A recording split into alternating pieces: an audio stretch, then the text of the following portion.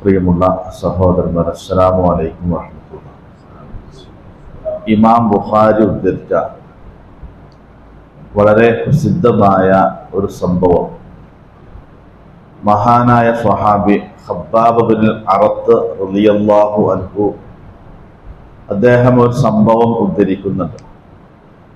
ഇസ്ലാമിൻ്റെ ആദ്യ കാലഘട്ടത്തിൽ ഏറ്റവും കൂടുതൽ കൊടിയ പീഡനങ്ങൾക്കും മർദ്ദനങ്ങൾക്കും ഇരയായവരിൽ മുൻപന്തിയിൽ നിൽക്കുന്ന വ്യക്തിയായിരുന്നു ഖബ്ബാബ് ബിൻ അറത്ത് റളിയല്ലാഹു അൻഹു.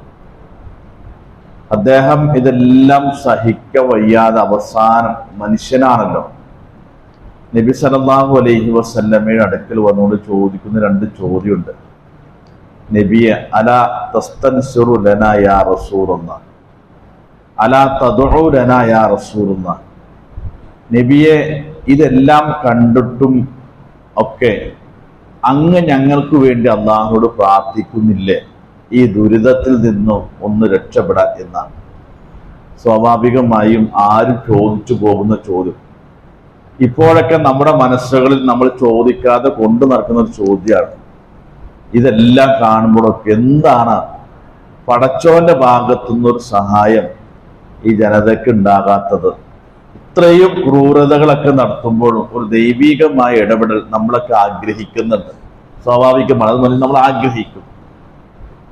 ഇത് കേട്ട നബി സല്ലല്ലാഹു അലൈഹി വസല്ലമ അവരോട് പറഞ്ഞ സംഗതി എന്താ പറയുക?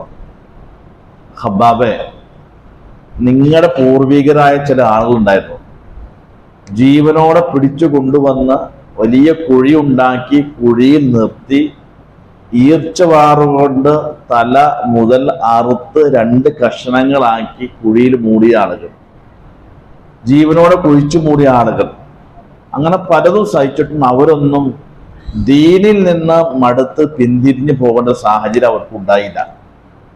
നബി അവസാനം പറഞ്ഞ് അവർക്കൊരു പ്രതീക്ഷ കൊടുക്കണം. ആ പ്രതീക്ഷ നമുക്കും ഏത് വിഷയത്തിലും ഉള്ളത്. അല്ലാഹു സുബ്ഹാനഹു വ തആല ഇതിന്റെ ലക്ഷ്യം പൂർത്തീകരിക്കും, അത് ഉറപ്പാണ്. വലാകിൻ തസ്തഅജിലൂൻ, നിങ്ങൾ ധൃതി കാണിക്കല്ലേ എന്നാണ് റസൂലുള്ളാഹി സ്വല്ലല്ലാഹു അലൈഹി വസല്ലം. സ്വാഭാവികമായി ഇത് പറയുമ്പോൾ നമുക്ക് തോന്നും, നമുക്ക് ഇവിടെ ഇരുന്നിട്ട് പറയാൻ നല്ല എളുപ്പമാണ്, ഇത് അനുഭവിക്കുന്നവർക്കല്ലേ അതിന്റെ പ്രയാസം. ശരിയാണ്. പക്ഷെ എന്നാലും ശരി, അല്ലാഹു സുബ്ഹാനഹു വ തആല ഇതിനൊരു പൂർത്തീകരണം ഉണ്ടാകും. അതുവരെയും നിങ്ങൾ സഹിക്കണം, ക്ഷമിക്കണം എന്നുള്ളതാണ്. അപ്പൊ ഈ കാര്യങ്ങളൊക്കെ കേൾക്കുമ്പോൾ നമ്മുടെ മനസ്സുകളെ ബോധ്യപ്പെടുത്തുവാനും നമ്മുടെ മനസ്സുകളെ പറഞ്ഞു പഠിപ്പിക്കുവാനും ഒക്കെ നമുക്ക് കഴിയുന്നത് ഇത്തരത്തിലുള്ള ചില സംഭവങ്ങളും രംഗങ്ങളും ഒക്കെയാണ്. ഇതിനൊക്കെ അല്ലാഹു സുബ്ഹാനഹു വ തആലയുടെ അടുക്കൽ ഒരു ലക്ഷ്യമുണ്ടെന്നും ആ ലക്ഷ്യം പൂർത്തീകരിക്കുമെന്നുമുള്ള പ്രതീക്ഷ നബി സല്ലല്ലാഹു അലൈഹി വസല്ലം കൊടുത്തിട്ടാണ് ഖബ്ബാബ് റളിയല്ലാഹു അൻഹുവിനെ പറഞ്ഞു വിടുന്നതെന്ന് അർത്ഥം. അപ്പൊ ദൈവികമായ ഒരു ഇടപെടൽ, സഹായം ഒരിക്കലും ഒരു വിശ്വാസി ആ വിഷയത്തെ നിരാശപ്പെടേണ്ടതില്ല എന്ന് റസൂലുള്ളാഹി സ്വല്ലല്ലാഹു അലൈഹി വസല്ലം പറഞ്ഞു കൊടുക്കും. നമുക്കും അതിലാണ് ഒരു പ്രതീക്ഷ. അതുകൊണ്ട് ആ പ്രതീക്ഷകളെ, നമ്മുടെ മനസ്സുകളെ നമുക്ക് പറഞ്ഞ് ബോധ്യപ്പെടുത്താൻ കഴിയുക എന്നുള്ളതാണ് നമുക്ക് ഏറ്റവും ചെയ്യേണ്ട കാര്യം. അല്ലാഹു സുബ്ഹാനഹു വ തആല അനുഗ്രഹിക്കുമാറാകട്ടെ.